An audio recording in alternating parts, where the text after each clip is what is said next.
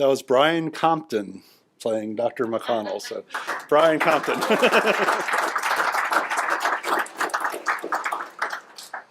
Our next presenters are from Milligan College. Milligan College is a Christian liberal arts college located in eastern Tennessee. Founded in 1866, Milligan College's mission is to seek and, quote, honor God by educating men and women to be servant leaders, unquote. Dr. John Preston McConnell rode the railroad train from Gate City, Virginia to arrive on Milligan's campus in August of 1887. Dr. McConnell graduated with honors and a Bachelor of Arts degree from Milligan in 1890. He met his wife, Claire Louisa Lucas, while she was a student at Milligan, and they were married by the college's president, Dr. Josephus Hopwood, on May 21st, 1891. Dr. McConnell had returned to Milligan in 1890 to teach Latin and Greek until 1900. From 1895 through 1896, Dr. McConnell served as acting president of the college. During his time at Milligan, Dr. McConnell was greatly influenced by Dr. Hopwood's philosophical ideals on life and education and carried these with him throughout his career and into his presidency at Radford. In 1900, he and his family sold their house in Milligan and moved to Charlottesville, Virginia, where he continued his studies at the University of Virginia. So our first speaker today is Lindsay Kenderes. She serves as the Information Resources Librarian and College Archivist at the P.H. Welshamer Memorial Library at Milligan College. Originally from Hookstown, Pennsylvania, Lindsay completed a Bachelor of Arts in English Literature with minors in creative writing and psychology at Edinburgh University of Pennsylvania, in Edinburgh, Pennsylvania. At Indiana University in Bloomington, Indiana, Lindsay earned her master's degree in library science with a specialization in archives and records management. Lindsay is currently managing exciting projects at Milligan College, including the institution's new digital repository called McStore, which collects, preserves, and creates access to works created by students, faculty, and staff at Milligan College, and provides access to digitized materials at the Milligan College archives and special collections. She is happy to be with us today to share with the Radford community about Dr. McConnell and his values and vision for women's education. Welcome, Lindsay.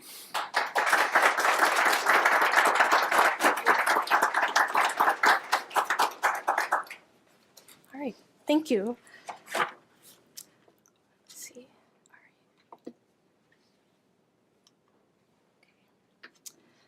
All right, I'm just so grateful to be here today. While looking into John Preston McConnell's background, I was quickly drawn to his advocacy for women's education and what this meant at the time. While reading about his childhood and early college years, I saw how different people in his life influenced his philosophy on women's education. I will be discussing McConnell's childhood, especially his mother, as I see her playing an inspirational role for his later advocacy for women's education, with the start of the State Normal Industrial School. At Milligan College, Mr. and Mrs. Hopwood's ideals on college education greatly influenced his own. I will also be discussing the first women students and women administration at the State Normal and Industrial School, especially Miss Mary Ledger Moffett, who was the youngest woman faculty at Radford and was the sole member of the Household Arts Department. McConnell quickly saw her as an asset to the college, and Moffett later served as Dean of Women.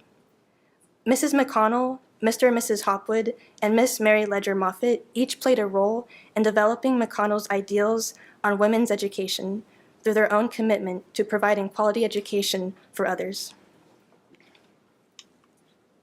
Could you speak up a little? Yes, yeah, thank you. Yeah, okay. So, thank you. Is that better? Can everyone hear me? Okay, great. Thank you. McConnell's father was Hiram K. McConnell, and his mother was Jinsey E. Brickey. Hiram was a native of Nicholsville, Virginia, and Jinsey was born in Fort Blackmore of Scott County, Virginia. McConnell's mother wanted to raise her family in Obies Creek of Scott County, about 12 miles south of Fort Blackmore. Obies Creek lacked decent roads, churches, and schoolhouses, though Mrs. McConnell encouraged rural upbringing in Obies Creek as she wanted to cultivate an environment of one that was hopeful and stimulating for her children. Mrs. McConnell's parents were active in building the Obies Creek community. Together, they built roads, churches, and schoolhouses, and were able to stimulate an environment of education, culture, and moral character. John Preston McConnell was born on February 22, 1866. During the war years of the Civil War, McConnell's father served as a lieutenant in the Army. While he and other men were supporting their regiments, McConnell's mother, along with many other women living on the rural countryside, managed the land while the men were away and practiced all forms of farm labor. She plowed the field, bound wheat, and butchered hogs. She provided her family homespun and tailored garments and made the soap that washed their fabrics clean. McConnell describes his mother as having an aptitude for the medical arts. With medical physicians on her side of the family, she had acquired skills to be a midwife and was capable to treat her family and neighbors from illness. Her skills proved quite valuable since there were no available physicians nearby. In his youth, McConnell was able to see firsthand the equal work his mother and father did together while working their land. McConnell recalls, "The earliest memories I have are the memories of being taken to the fields by my parents, where my mother was assisting in cultivating or harvesting the corn and wheat or caring for the crops. My father and mother, I think, always realized that this was not the wisest and fairest use of a mother's time and effort, but in the primitive and underdeveloped country where labor was scarce, women of the best type unrestingly joined their husbands in almost every form of labor." McConnell's mother revealed her strength, perseverance, and determination to work alongside her husband as they both contributed for the better good of their family. McConnell was able to see that his mother possessed similar qualities of his father and that their work and determination were equal. From an essay titled "Dr. McConnell, an Educational Statesman," featured in the December 1937 issue of the Virginia Journal of Education, written by Milligan College and F.B. Fitzpatrick, the authors write that McConnell believes in the ability of women, their education, their opportunity for a definite service to humanity, and their ability to meet men on a true basis of equality. I think by seeing his mother and father work equally together, this helped McConnell develop the idea that both men and women have the need to contribute their service to the community. McConnell's mother helped inspire McConnell's philosophy and character that he applied later in life during his advocacy for women's education. McConnell was influenced and acquired many of his mother's personal qualities, including her fairness, thoughtful, deliberate judgment, her simplicity, emphasis of moral character, and her task to provide quality education for her children. McConnell describes his mother as a thoughtful woman, listening before speaking her opinion with a democratic approach.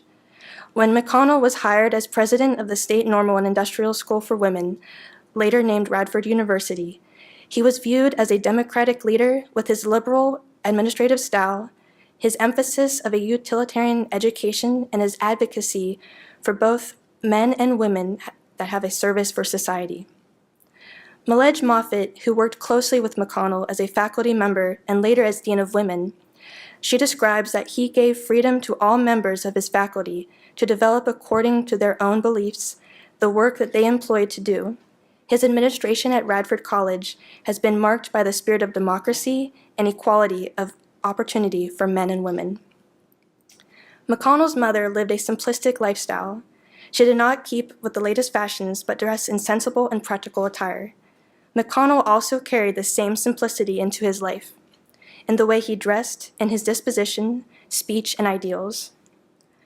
McConnell's mother valued Christian education and read scripture to her children for their moral upbringing.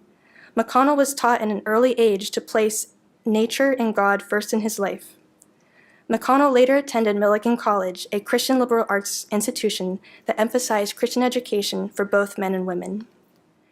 At an early age, McConnell was aware of his parents' efforts to provide him and his siblings a quality education.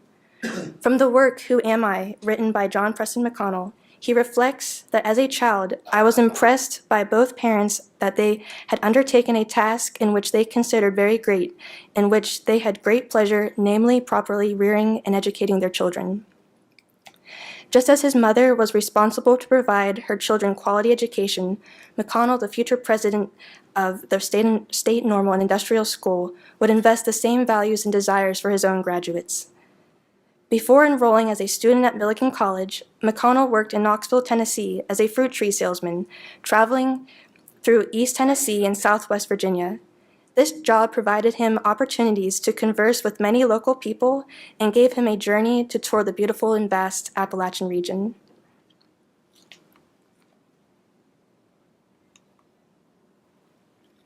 Before Milligan College was called Milligan College, it first existed as the Buffalo Male and Female Institute, located in eastern Tennessee beside the flowing waters of Buffalo Creek. The Buffalo Institute was established in 1866, the same year McConnell was born. Wilson G. Barker arrived at the Institute serving as a teacher and the school's first president. From Bristol, Virginia, Barker had served as a colonel in the Confederate forces. He was trained as a school teacher and was an ordained minister. He was hired to establish an institution that would support higher education for both young men and women. In August 1875, Dr. Josephus Hopwood arrived at the Buffalo Institute and was soon accompanied by his wife, Sarah Eleanor Hopwood. The Hopwoods served as principals and in 1882 named the school Milligan College after Robert Milligan, Dr. Hopwood's beloved professor. It has always been in Milligan's history to provide men and women quality education within an environment supported by Christian faith. From the 1880 college catalog, Dr. Hopwood addresses his views of coeducation, describing that the idea that boys and girls should be educated separately is not true to human nature. The family circle is a divine institution. In it are boys and girls. The Sunday school is the result of the highest reflection and Christian character. They are educated together. The church is the school of Christ. In it are men and women. Dr. Hopwood indicates that since both men and women are educated together in the church, there should be coeducation in the college classroom. McConnell arrived on Milligan's campus in August 1887 after traveling on the railroad train from Gateway City, Virginia through the Moccasin Gap. At that time, Dr. Josephus Hopwood served as Milligan's president, accompanied by his wife, Mrs. Hopwood, who managed administration. Both were teachers. Dr. Hopwood taught logic, ethics, normal, and Bible classes. Mrs. Hopwood taught English literature and managed the college's primary department. And I pulled this photo from the Milligan College archives, and I believe that this would be like a similar station that McConnell would have arrived at when arriving at Milligan.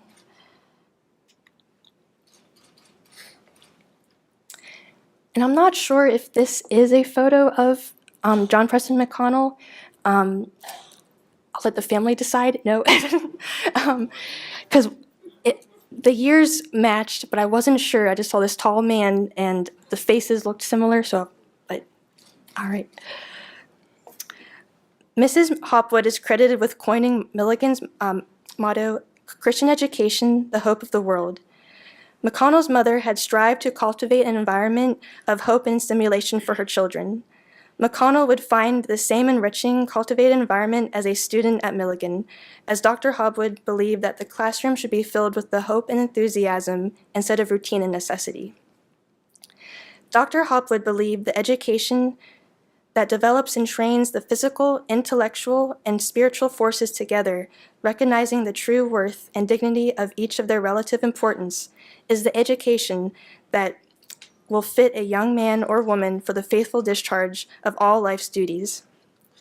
McConnell was greatly influenced by Hopwood's philosophy on education, as they proved to be a source of spiritual and moral inspiration. Milledge Moffett recognized later on in McConnell's career, as he served as president of Radford College, that the ideals of the Hopwoods set for him many of the standards which he attempted to maintain in his philosophy for the guidance of young women of the 20th century. Before becoming president of the State Normal and Industrial School for Women, McConnell had not always pursued education as a profession. From a young age, McConnell had aspired to practice law and become a lawyer. After the Civil War, McConnell's father had several veteran friends who went on to practice law. As a young boy, McConnell had been in contact with these veterans who had become the lawyers and leaders of their hometown community in Obies Creek. McConnell attended court sessions and trials and was impressed by their wisdom and influence in the courtroom. All through his youth and young adulthood, McConnell anticipated to enter into a law profession, but in 1900, his views changed towards serving in education. In Milledge Moffat's work titled The History of the State Teachers College at Radford, she states that he decided that he would be more useful and happier if he would devote his life to educational work than to any other field.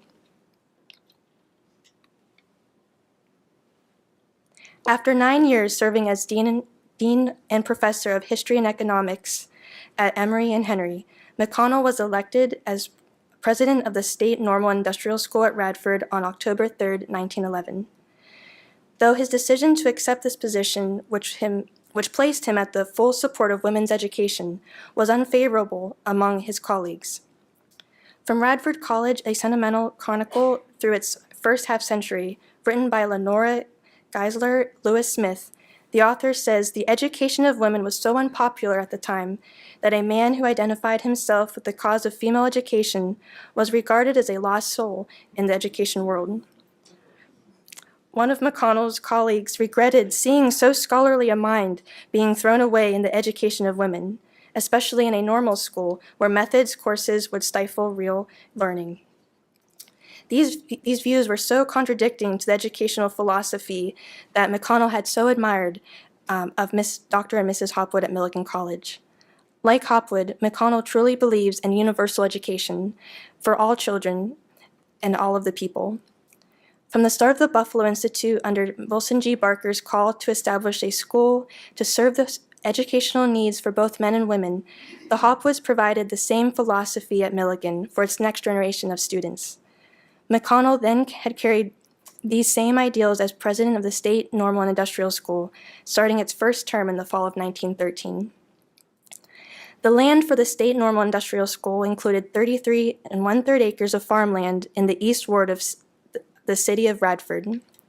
Miss Era Lee Hicks of Shaver Mill, Virginia, was the first student to arrive on campus, arriving on September 15, 1913. September 17th was the first day of classes, and on this day, Miss Lena Stafford of Mechanicsburg was the first student to register.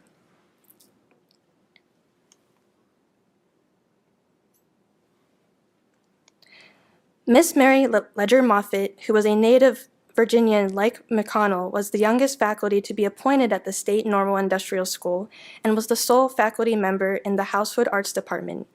She taught home economics to the young ladies of the college, offering courses in sewing, cooking, and household management. Like McConnell, Moffett was greatly influenced by her mother, Mary Stoops Moffett, and her views on education. Moffett's mother was a pioneer in home economics education. Mrs. Moffett was a teacher and then worked as a school principal at the Mannes Institute in Virginia. I found a photo from the McConnell Library Archives and Special Collections of her daughter, Mary Moffett, as a student at the Mannes Institute, dated 1906-1907. And you can see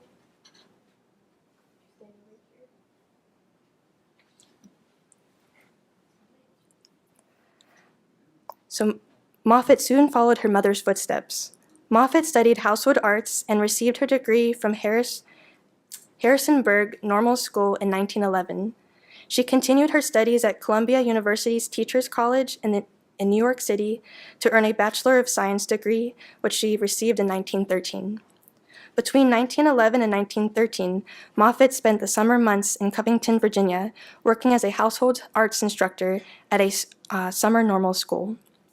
It is not exactly clear how Moffett applied or was discovered for this opening position at the State Normal and Industrial School, but she was approved by the Board of Trustees in June 1913.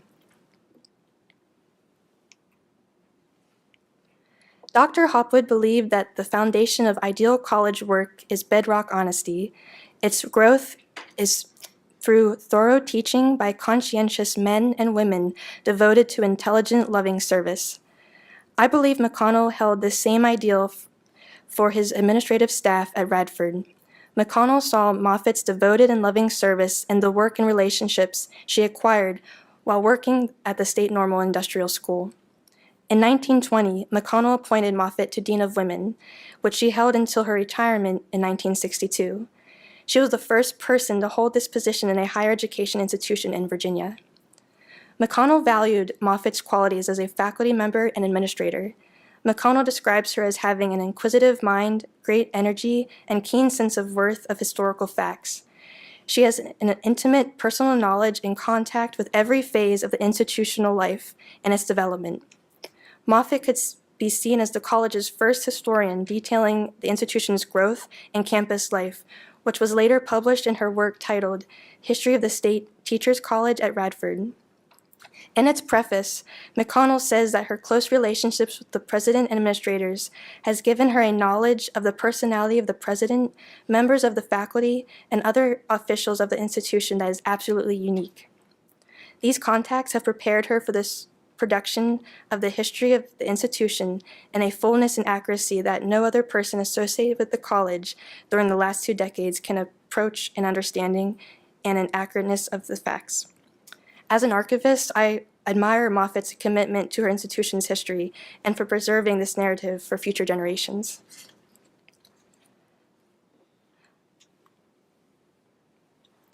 McConnell made history in Virginia as being called the pioneer father of higher education for women. Early graduates of the State Normal and Industrial School went on to careers or continued their education in graduate school. After graduation, Miss Bess Oglesby went on to Columbia University, where she earned a master's degree in household arts education. Her work there was so successful that she was appointed instructor in the Household Arts Education Department, where she served until she was hired as Assistant State Supervisor of Home Economics in North Carolina. Miss Mary Sue Carper graduated from Radford in 1926 and was hired to work as a government dietitian in the Veterans Hospital in Alexandria, Louisiana. Miss Ula Porter graduated from a Bachelor of Arts degree from Radford and planned to attend Johns Hopkins University in Nutrition and Institutional Management. McConnell provided the opportunity for these women to enrich their lives through scholarship and to fulfill occupations in society, serving their communities through the education they received from the State Normal and Industrial School. McConnell's philosophy and ideals on women's education made these opportunities possible. We are all indebted to his contributions for higher education and for his advocacy for women's education. Thank you.